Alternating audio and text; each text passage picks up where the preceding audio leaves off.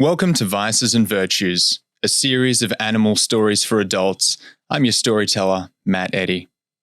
Vices and Virtues is a collection of fictional short stories written and read by me and can be listened to in any order. To find the other stories in this collection, please visit matteddystories.com.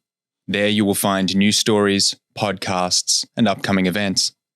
Full videos have been produced for each story and can be found on YouTube.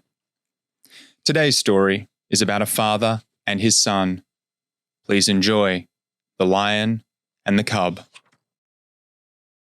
Having separated from his wife only weeks ago, Lion was no longer the king of the suburbs. Instead, he prowled around his tiny apartment in North Bergen, New Jersey, in anticipation of what Lioness's lawyer described as a trial sleepover with their son. Lion placed his Detroit Lions mug on the new coffee table and, pulling a notepad from the pocket of his jeans, he sat on the sofa. He scanned the list of everything to do before Cub arrived. A new flat-screen TV mounted across from the sofa to watch the football game. Check. Somewhere for Cub to sleep. He nuzzled his tail between the sofa cushions. Check. Stocked kitchen with Cub's favorite snacks. Check. Lion was proud of himself for getting everything in order. Despite the pending divorce, Lion was determined to be a good dad.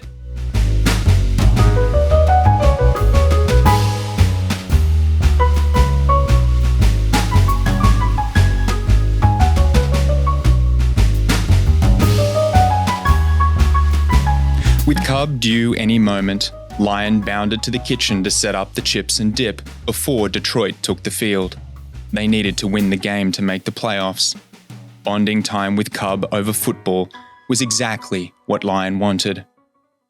The buzz of the intercom caused Lion to drop the tub of guacamole, splattering it on the tile floor. Lion growled at the mess before rushing to the intercom panel. He mashed the buttons with his paw until he heard the click of the lobby door opening. "Thanks, Dad," called Cub through the intercom, his voice cracking with puberty. Lion returned to the kitchen and wiped the floor. Typically, Lioness made food for the game, while Lion and Cub tossed a football in the backyard and hid in the tall grass. Today, Lioness would drop off Cub and go about her day as a single mum. Visitation rights and sleepovers were Lion's new reality. Cub loped into the apartment like the gangly adolescent he was, with his overnight bag slung over his shoulder. He tossed it to the floor, wrapped his paws around Lion, and pressed his face into Lion's mane. Cub was taller and more muscular than Lion remembered. "Look," said Cub, pulling himself away from his dad. "My mane's coming in golden, just like yours." Cub pointed to some straggly hairs growing from his chin and around his neck. It seemed like only yesterday that Cub would climb onto the bathroom vanity to watch Lion trim his mane. "Well, how about that?" replied Lion, leaning in closer. "So," continued Cub, "give me the tour." The question disoriented Lion. He'd never had to give his son a tour of his home. "Well," said Lion, surveying his domain, "it's a little smaller than home, but we'll make it work." "Whoa, check out the size of the TV!" "Yep, got it for the game. My room is through there, the bathroom is on the right, and the couch folds out into a bed. For you." "Sweet! So we can stay up late and watch movies?" Lion smiled. "Yeah, Cub, that'd be great." Cub crept around the apartment, inspecting all the new furniture. When he returned to the kitchen, he opened the fridge. "Are we expecting company?" asked Cub. Lion laughed. "No, I didn't know what to get, so I got all your favorite things." "Did you get the soda water I like?" "Since when do you drink soda water?" "Come on, Dad," said Cub as he slammed the door to the fridge. "You knew that." Lion wasn't sure that he did. It had been a chaotic few weeks with the move and innumerable arguments with Lioness. He hadn't been thinking straight, since that one stupid night that led to Lioness kicking him out of their home. "The game will start soon," said Lion. "Flick on the TV." Cub found the remote on the windowsill, while Lion poured chips into a bowl. Black screen after black screen was on every channel.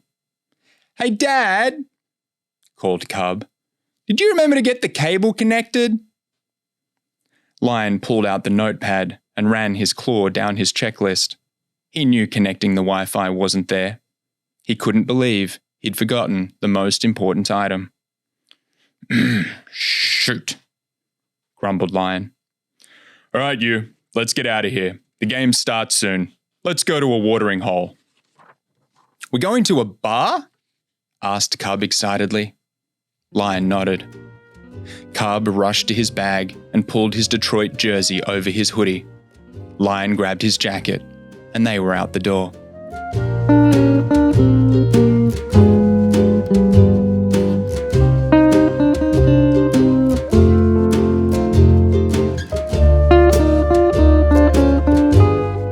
As they stepped onto the street, Lion realized he didn't know where the closest bar was.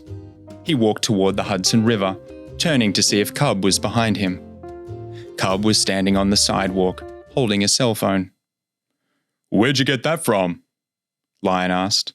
"Mum," Cub replied without looking up from his phone. "What for?" "For emergencies, Dad," Cub groaned. "I thought we'd discussed you could have a phone for your birthday." "Well, I guess you weren't there when Mum bought it for me." Cub had never spoken to Lion like that before. They had discussed whether to get Cub a phone before the separation, and Lioness had gone behind Lion's back. It wounded Lion that he wasn't involved in day-to-day parenting discussions anymore, but he didn't want to make a fuss about it. This was his day with Cub. Continuing through the rows of townhouses and apartments, it occurred to Lion that taking his son to a bar while going through a divorce might not be a great idea, especially since they were engaged with lawyers over custody arrangements. But there was no way he'd let Cub down by missing the game. Lion spotted a tavern covered in neon lights and football flags hung from an awning. He nudged Cub, who was still on his phone.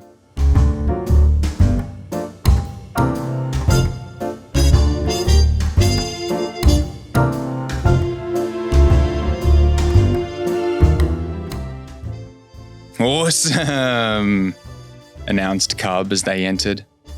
He shoved his phone into his pocket and leapt onto a bar stool. Before Lion could do anything, Cub grabbed a menu and began flicking through it. The bar had a throng of straggly-looking animals playing darts, with a framed Jets jersey hanging beside them.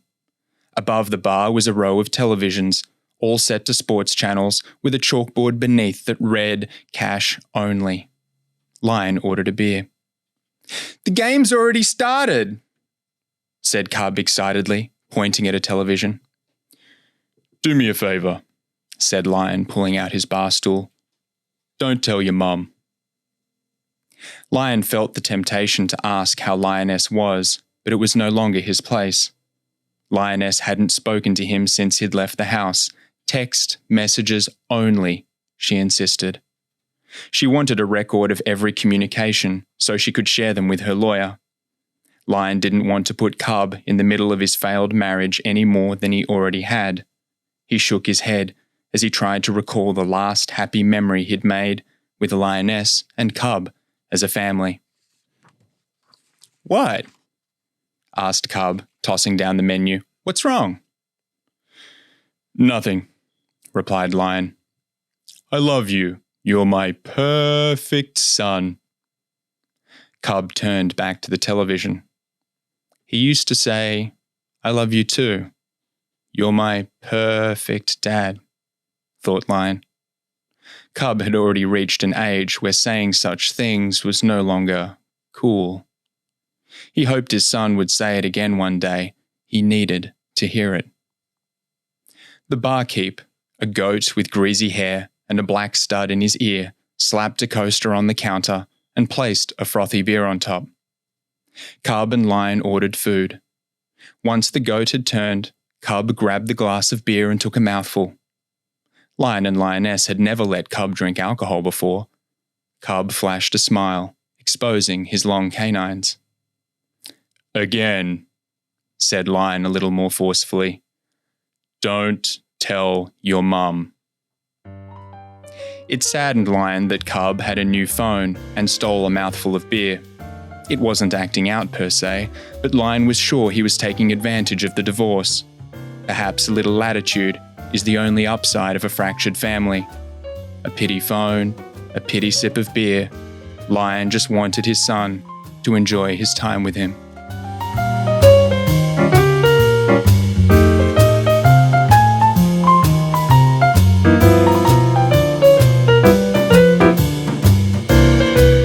Late in the second quarter, Detroit's star quarterback was crushed by a blitz. Medics ran onto the field and carried him off. Cub pounded on the bar. "Not again!" he roared. He looked to his dad for affirmation. Football brought out their raw emotions and brought them closer together. They cheered for their heroes and jeered their villains.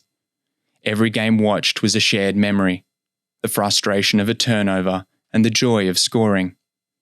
Moments like these would now be condensed into the hours between Lioness dropping Cub off and picking him back up. The delight of Cub arriving could only be buttressed by the sadness of him leaving. Detroit's backup quarterback was a rookie. The game and any chance of making the playoffs rested on him. He took his first snap. The opposition intercepted the pass and ran the ball in for a touchdown. Cub put his head on the bar. Lion downed his beer. The food arrived at half-time, and Lion ordered another drink. The bar quietened from patrons heading for the bathroom or stepping outside for a smoke. Between bites, Cub asked, "Why did you and Mum split up?" They hadn't spoken about the divorce since they'd sat down weeks ago at the dinner table with Lioness. Lioness was very clear that she would do all the talking, but she wasn't here now. Lion would have to navigate the conversation on his own. He'd have to decide how much to reveal and what he would keep from his son. "Dad?" said Cub. "Sometimes things don't work out how we hope," replied Lion. "I love your mum very much, but things change." Lion took a bite of his burger. "And?" asked Cub. Lion's mind drifted back to the office Christmas party. His sales team had sold more products than any other region and was solely responsible for the company's success. The owner paid him a massive bonus. He got carried away at the party and kissed Tigress from the marketing team. She was so sexy in her black dress and fiery orange fur. They left the party in the lobby and took the elevator to Lion's office. More kisses turned into soft moaning while they groped each other in the darkness. One thing led to another. Lion felt guilty. He thought about telling Lioness there was no reason to upset her for something that would never happen again. It was a mistake. He told himself he was a good dad and vowed to himself to be a better husband. Then Tigress texted him, and Lioness saw the message. He felt sick. She might have been more forgiving if he'd been honest. The trust was gone, and so was their marriage. "And," said Lion, putting his burger down, "marriage needs to be based on trust, and your dad broke that trust." "What did you do?" asked Cub. Lion didn't want his son to think any less of him. He'd promised Lioness to keep Cub out of the mess he'd made. "I made promises to your mum and I didn't keep them. She's furious and she has every right to be." "But you can fix it, right?" "I don't think so, Cub," replied Lion. "Do you want a soda water?" Cub pulled out his phone and started playing with it while Lion returned to his meal. An awkward silence fell over them during the halftime break. The bartender trotted up and down the bar, pouring fresh drinks and joking with the regulars. a horse in a Broncos jersey, asked the bartender if they'd be playing the Denver game later. When the third quarter began, Cub put away his phone. Football was a welcome distraction. When the game ended, Detroit only scored field goals, without a touchdown. Without their star quarterback, the team didn't stand a chance. Lion felt like the injured quarterback, relegated to the sidelines of their family. It was dark when they stepped out of the bar, but the fresh air was a welcome reprieve. Lion crossed the road, while Cub stood at the curb, playing with his phone. "Are you coming?" gestured Lion. "Yeah," replied Cub.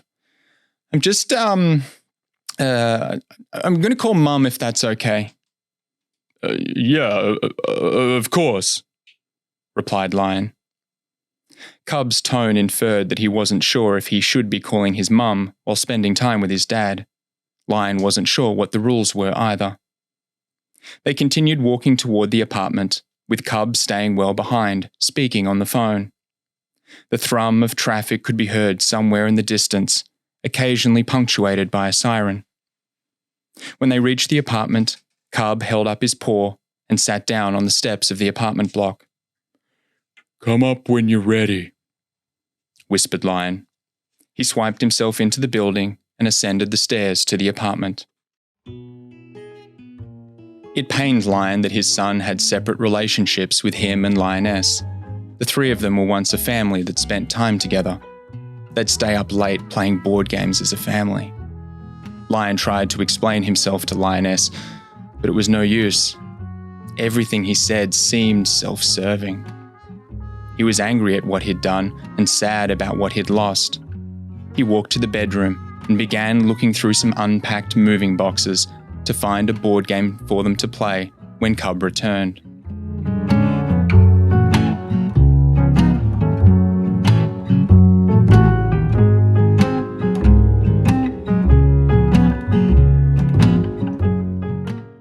Lion had emptied 3 boxes onto the floor when Cub buzzed the intercom to come inside.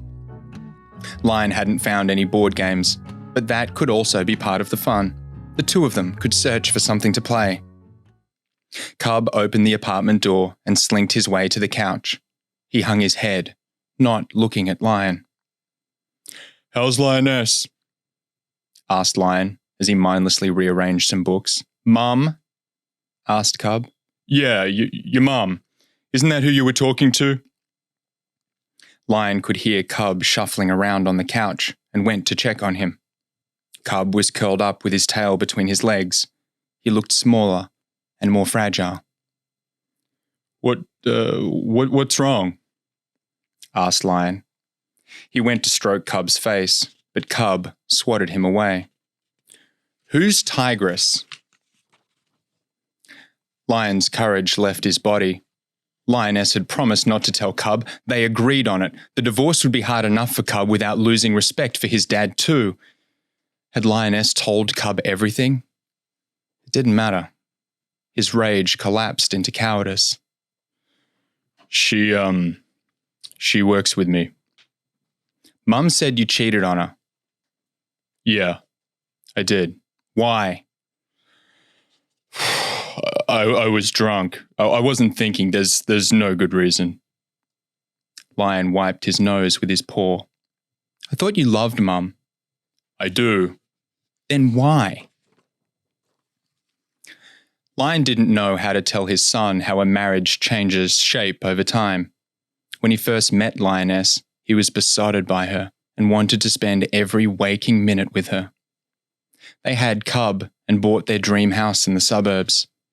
Feverish conversations of hope and aspirations dissolved into discussions about school tuition, car leases, and healthcare.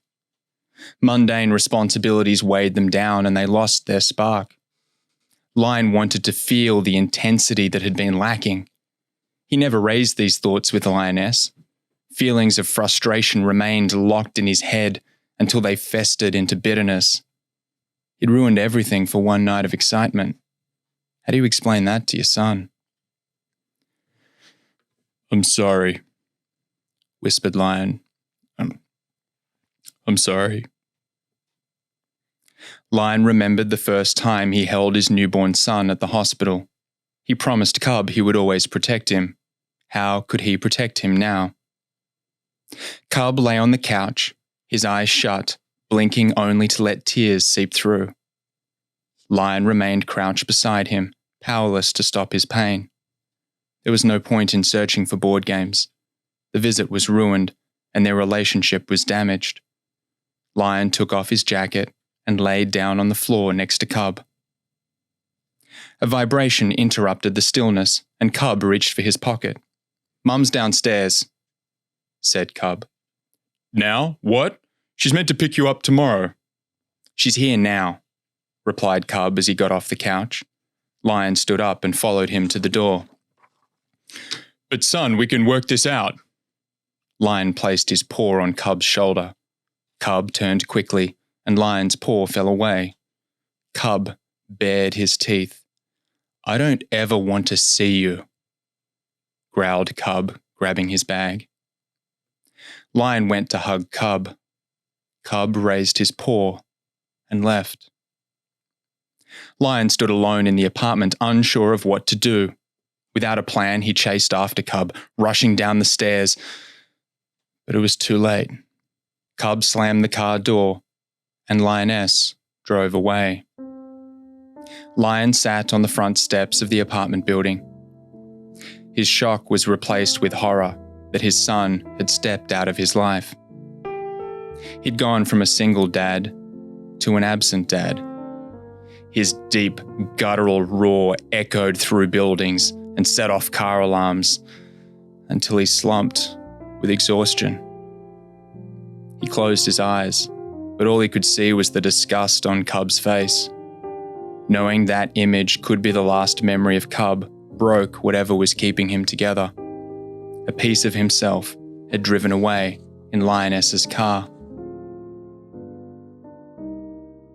Returning to the apartment, he lay down on the still warm couch. It was late, and his life was in tatters. His old life might not have been ideal, but it was everything he cared about. He'd have to fight to earn back his son's love, but it wouldn't be today. He was alone. His pride had left him, and he had to get used to that first.